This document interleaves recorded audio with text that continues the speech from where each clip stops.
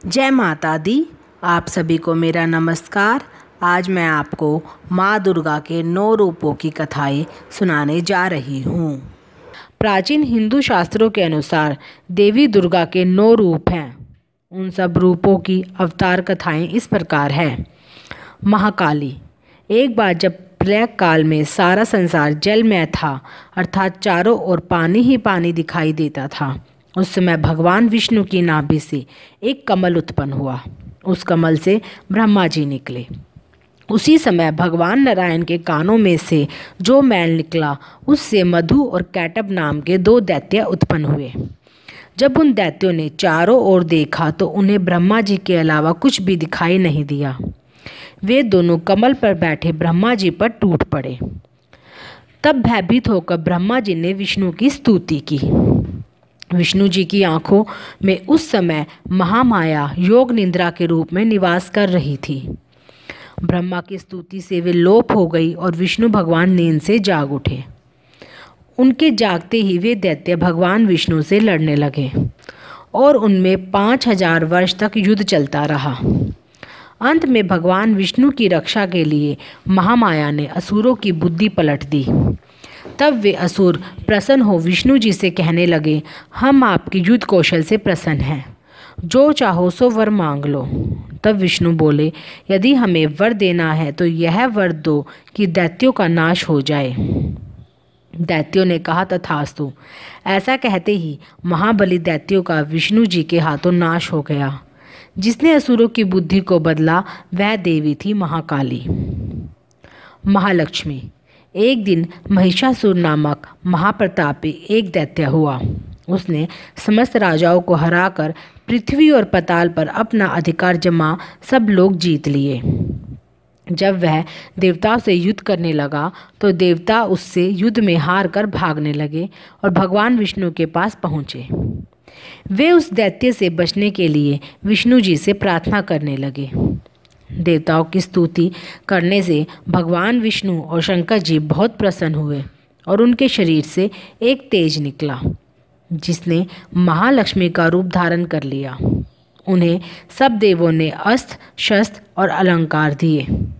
इन्हें ले महालक्ष्मी ने महिषासुर दैत्य को युद्ध में मारकर देवताओं का कष्ट दूर किया।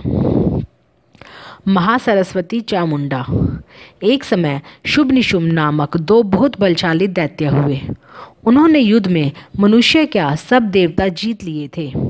जब देवताओं ने देखा कि अब वे युद्ध नहीं जीत सकते, तब वे स्वर्ग छोड़कर भगवान विष्णु की स्तुति करने लगे। उस समय भगवान विष्णु की शरीर से एक नारी तेज प्रकट हुई। यही महासरस्वती थी। महासरस्वती अत्यंत रूपवान थी। उनका रूप देखकर वे दैत्य मोहित हो गए और उन्होंने सुग्रीव नाम उस दूत देवी के पास भेजा।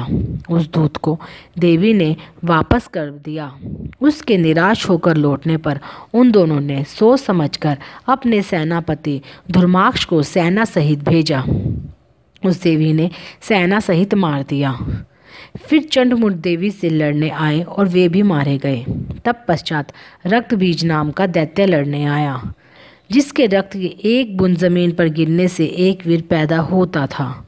उसे भी देवी ने मार डाला। अंत में शुंभ निशुंभ स्वयं चामुंडा से लड़ने आए और देवी के हाथों मारे गए। सभी देवता दैत्यों की मृत्यु के बाद बहुत खुश हुए।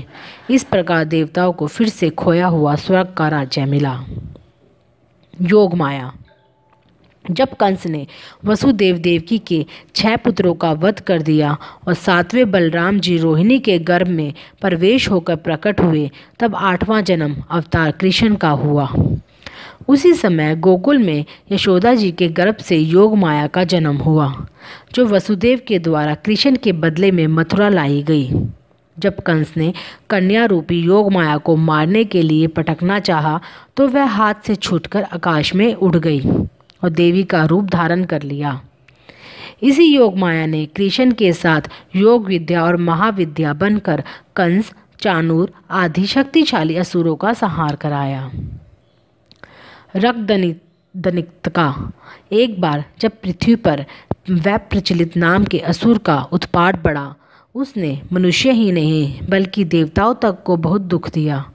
पृथ्वी और देवताओं की प्रार्थना पर उस समय देवी दुर्गा ने रक्तदंतिका नाम से अवतार लिया और असुरों का भक्षण किया। यह देवी असुरों को मारकर रक्तपान किया करती थी, इस कारण इनका नाम रक्तदंतिका पड़ा। शाकंभरी।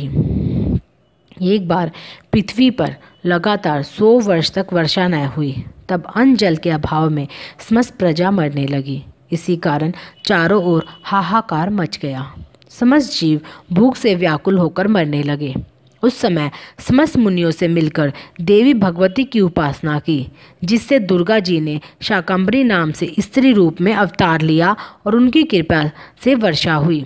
इस अवतार में महामाया ने जल वृष्टि से पृथ्वी को हरी साग सब्जी और फलों से परिपूर्ण कर दिया, जिससे पृथ्वी के समस्त जीवों को जीवन दान प्राप्त हुआ। दुर्गा।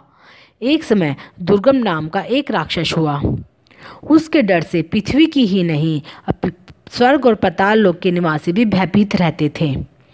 ऐसी विपत्ति के समय भगवान की शक्ति ने दुर्ग या दुर्गसेनी के नाम से अवतार लिया, जिसने दुर्गम राक्षस को मारकर हरि भक्तों की रक्षा की। दुर्गम राक्षस को मारने के कारण ही इनका नाम दुर्गा प्रसिद्ध हो गया। दुर्गा जी की पूजा में दुर्गा जी की आरती और दुर्गा चालीसा का पाठ किया जाता है। भ्रामरी। यह एक समय महा अत्याचारी अरुण नाम के एक असुर ने स्वर्ग में जाकर उपद्रव करना शुरू कर दिया। वह देवताओं की पत्नी का सतीत्व नष्ट करने की कुचेष्टा करने लगा। अपने सतीव की रक्षा के लिए देव पत्नियां देवी दुर्गा से प्रार्थना करने लगी। देव पत्नियों को दुखी देख दुर्गा ने भ्रामरी का रूप धारण करके असंख्य भोरों के दल के रूप में प्रकट हो काट काट कर अपने विष से उस असुर को सेना सहित मार गिराया। इसी से वह भ्रामरी के नाम से प्रसिद्ध हुई। चंडिका।